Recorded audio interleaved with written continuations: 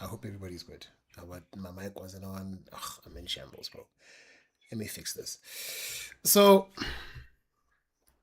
hope everyone is good. Hope everyone had a great weekend. Let me just decrease this just a little. Actually, nope, that ain't the one. So, one of my homies that have been following me for quite some time on TikTok, he says to me, "Dog, hey man, actually, let me start here. Let me start here, right? Let me start here properly. I was watching The Different Knock. The Different Knock is by Alex. I forgot his name. YouTube guy does Arsenal content, heavy Arsenal content.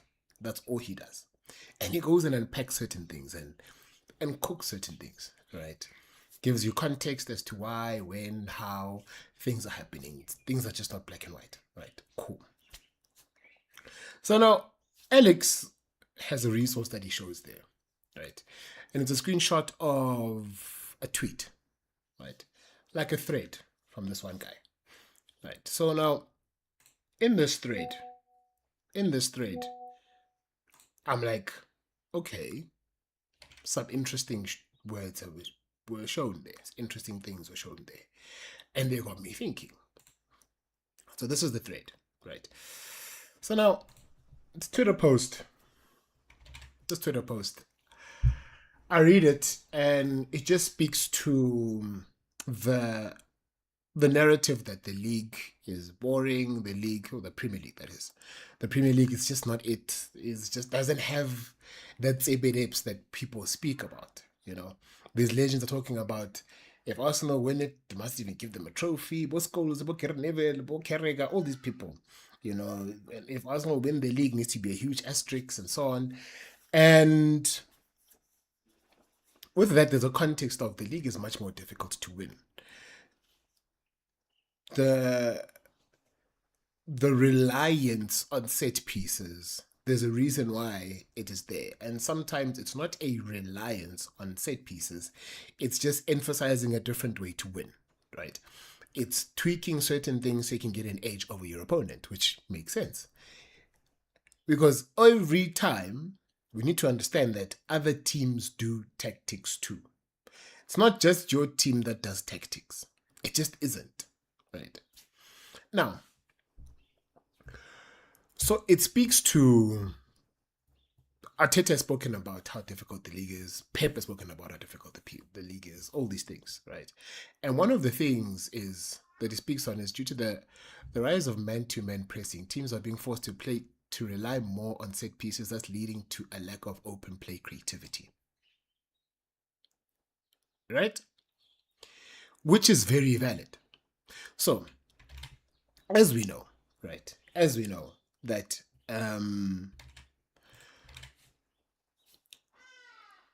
we knew what positional play is, right? The four channels, the new horizontal channels, and no more than two people in a vertical channel, no more than four people in a vertical channel, no more than three, no more than two in a vertical, no more than three in a horizontal channel. And the field is separated in two specific zones, right? You don't want two people in one certain zone, right? And that's a way to make sure that you are efficient in how you use the field, ensuring that there's always a passing option, right, to progress the ball. And then we spoke about, we know about patterns of play, that you do this, that, and the third.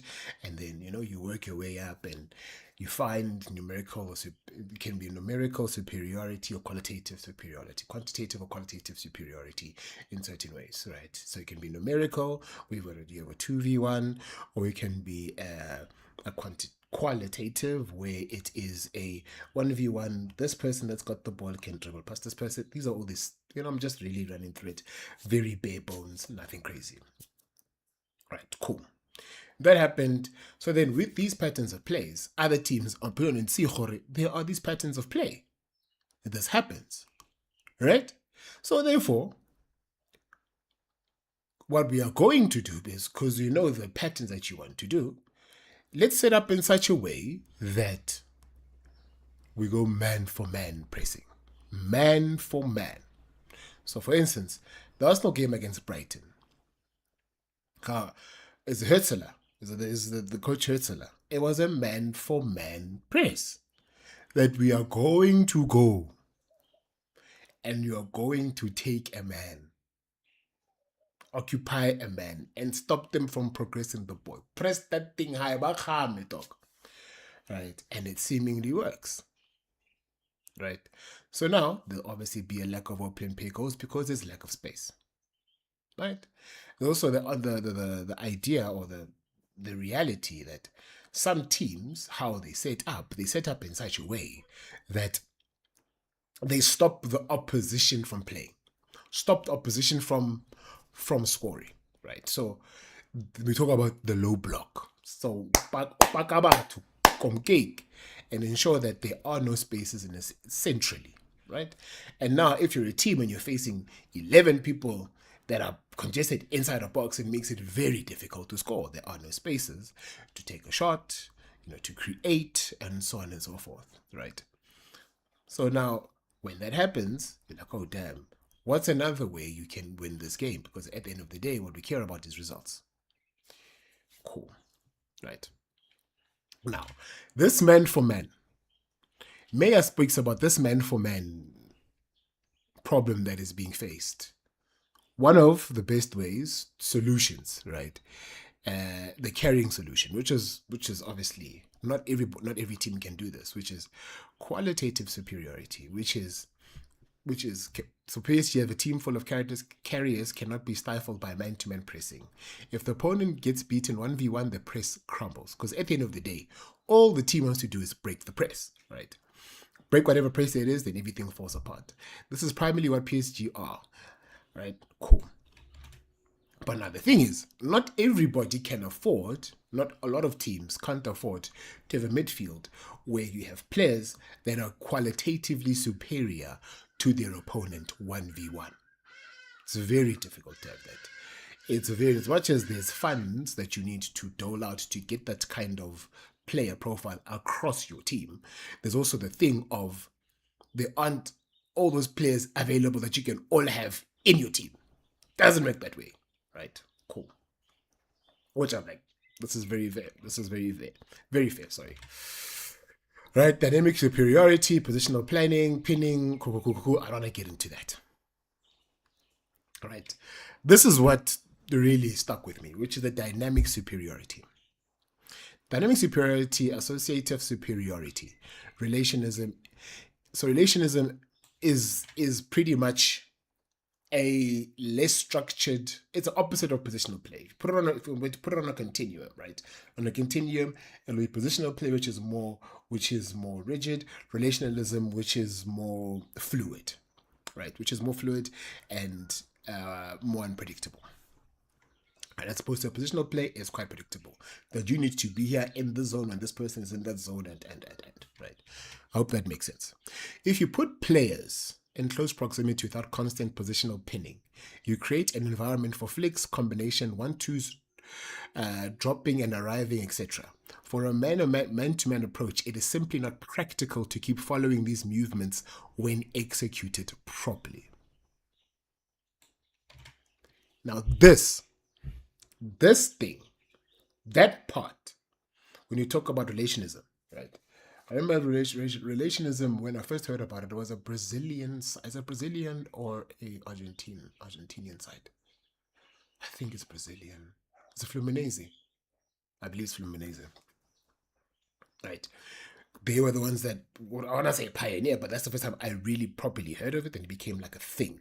Right. Sharp.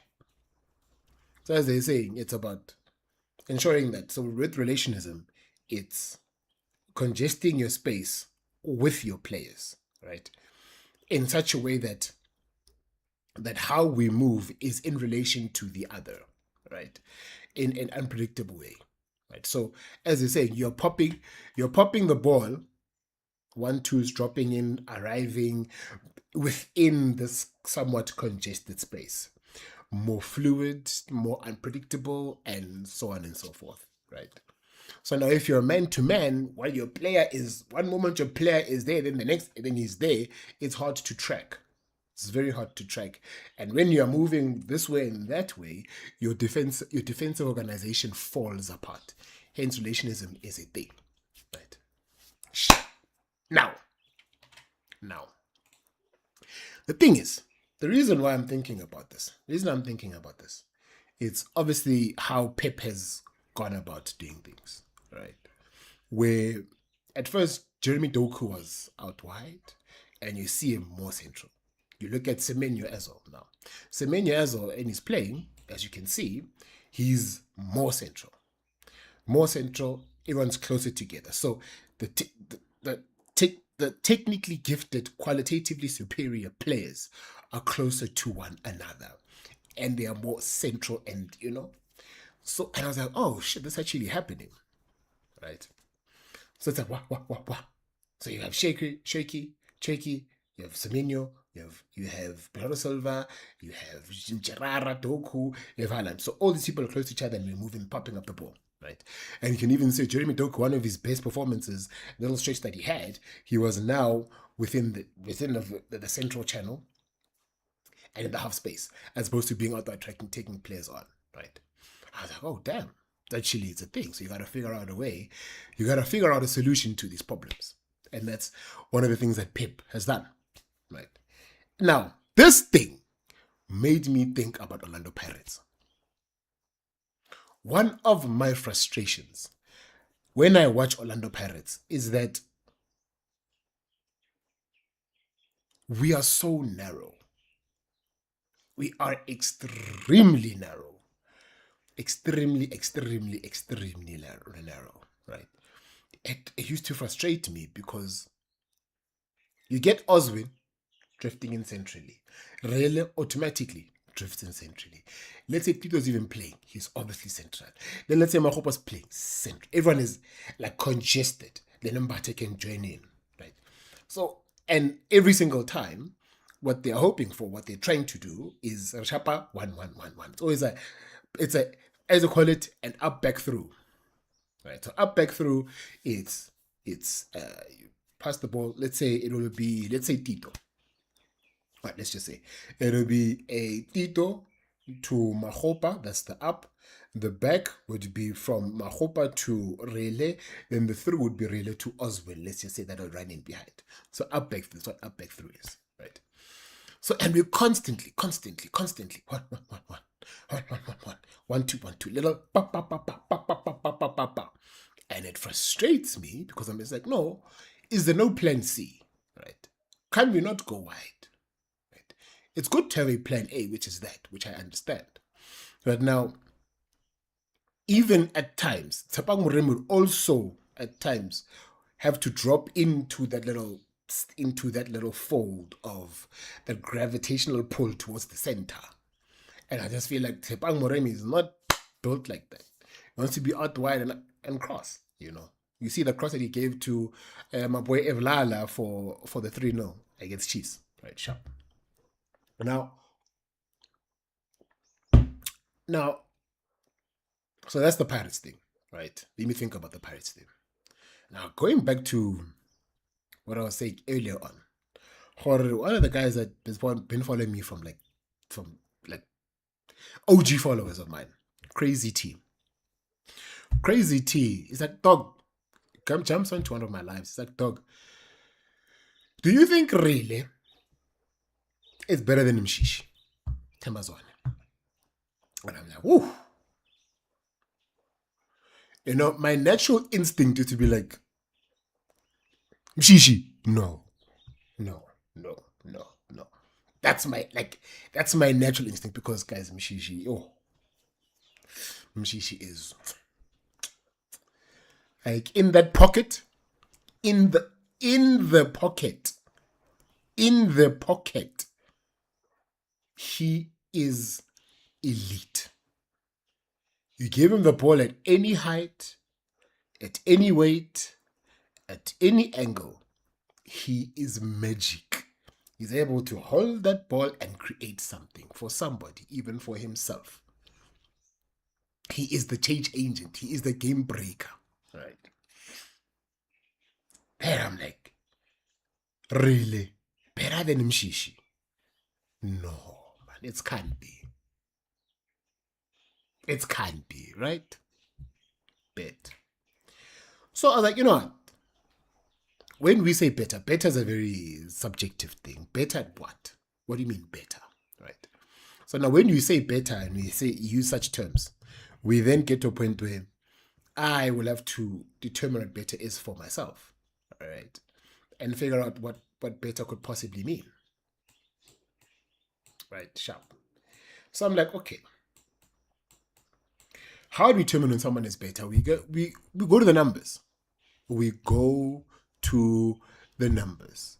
Because as I spoke about last week, Jorge, so don't get caught in the trap of Jorge, umnandi, yalazi, because at the end of the day, you can be mnandi, but are you able to now affect the team towards winning? Are you able to get to a point where what you are doing on the field contributes to getting the 3 points, contributes to getting the trophies, contributes to, being the destabilizer against your opponent, right? Sharp. So let me go to the numbers. So right now, right there, let me just open it up here. These are Mshishi's numbers here. Right? So these are Mshishi's numbers. His best season. Right? This is Mshishi's numbers. Obviously, as you can see, it's from Transfer Market. Right? These are Mshishi's best numbers from this season, which you don't really count because I was injured and so on, even last season, to 18-19. Right? These are Mshishi's best numbers. Where he played all the competitions. In terms of numbers, this is his best. 14 goals, 12 assists. 14 goals, 12 assists. Everyone has that season. Right? Where you're like, you know what? You're going double, and a winja. You're an ninja, bro. And in this season, this is all of his things. It's not necessarily firstly, this cup A PSL, yeah, hably. Oh my god. Betway, this thing. Anyways. So those are his numbers, right? So you think to yourself, I think to myself, damn. These are pretty good, to be quite honest. Almost a double-double. Oh, man. Almost a double-double in the league. Almost a double-double. Which is 25 games, 11 goals, 8 assists. That's 19 goal contributions in 25 games. Those are serious numbers. Serious numbers. And as you know, won the league this season. Obvious that you are not the end you have output, which is for me what makes a player great. That for me means umonate, umnandi dog, because umnandi bako affects the outcome of games, affects results, gets you trophies. This is major, right? So 19 goal contributions in 25 games, ridiculous. All in all, 14 and 12. As you can see, cup-wise, Champions League, to 8 games, 2 goals, 1 assist. M10 8, 1 goal in 3 games, right? But he's got a contribution in every facet. If he's not scoring, he's assisting. If he's not assisting, he's scoring. So, bro, across the board. Across all comps. Can't deny. You can't fight it. You can't deny it. Then, I think to myself, Mshishi is a star. Mshishi should be superior to Rele. Then I look at Rele's best season.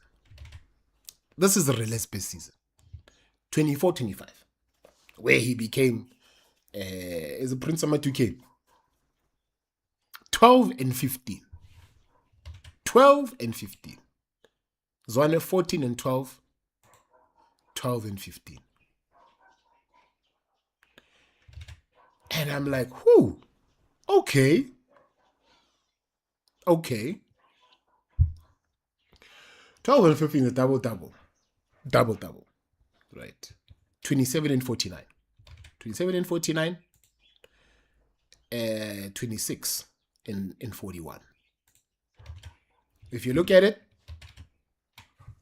Mshishi, via the numbers, their best seasons. They are, Mshishi is better. But I think to myself, just drawing back to the narrowness of Ilentuzana Pirates, because one of the reasons why Crazy T asked this question, I think, is because Rele has stopped being completely. I don't think he ever was an out and out winger. He will always, drift centrally and be involved in the play. But it's happening more now than ever. Right? More now than ever. Kare, Bamothamekisa 10. I'm just like, oh, 10. Damn. And he's seemingly striving more and more in this little 10 role. But now, this is not even really at his peak. I believe the previous one, this is Themba Mshishi at his peak, I would think. Right? To do 12 and 15 compared to a 14 and 12, like, you are comparable. You are comparable to the great Mshishi, bruv. Now, for me, what I'm thinking to myself is really continuing in this vein, continuing drifting in, continuing being this number 10. Could it get to a point where Rele surpasses Mshishi? Could it be that Rele gets to a point where he is the game, he is him? Pirates doesn't move without him. For anything to happen from an offensive standpoint, it's a Makarele. Could he get to a point where what Ribeiro was to Sundowns, Rele can do that? Rele can be the new Ribeiro. Could that be a thing? Rele still very young, dog. Still very young. And in Akwense, he can only get better. The assumption is that his trajectory will do this. Because with time, with experience, with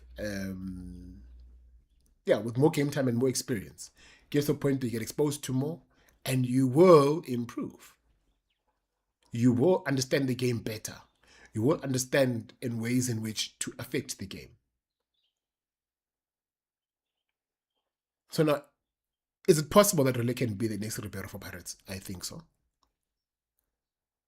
How long that will take, I guess sure. But it's not out of the realms of reason that Rele can be that guy, bro. That Rele can be Himothy in this league. That he's uqubula zonke wonke amathufi, wonke ama-individual awards can go to Rele. Because this 24-25 is 2 years ago. 2 years ago. Yes, 2 years ago. And still young. So I don't know. But I'll stick my neck out and say he will be the Ribeiro. What Ribeiro was to Sundowns is what Rele will be to Orlando Pirates. That's honestly what I see. That's what I see happening. Because if your stats are this comparable to the likes of a great Utemba Zwane, where a conversation can be had that is Rele possibly comparable to or better than Themba Zwane. The fact that you can even have the conversation speaks to the talent that is Rele Prince Yama 2K Mofokeng. Honestly, I want that. I want the player from my team to be the guy, to be Himothy of the entire league.